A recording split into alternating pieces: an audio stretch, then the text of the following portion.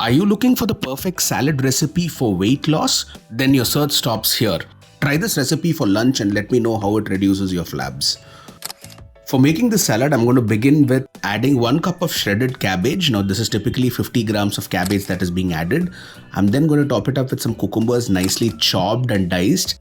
Top this up with some carrots and some onions. For some tangy taste, we'll also add some mango pieces. About half a cup of sprouts. We then top it up with some tomatoes which are nicely sliced. We will then add salt for taste. Add some chili flakes. Top it up with some broccoli. To give it a more healthier twist, we will then add some sesame seeds to this. We add some chaat masala for taste.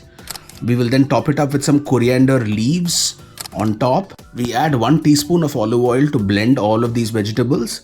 We top it up with some pepper powder, little bit of honey just for taste. Again, honey is completely optional depending on whether you really want it to be added. We add some lemon juice and our salad is now ready to be had.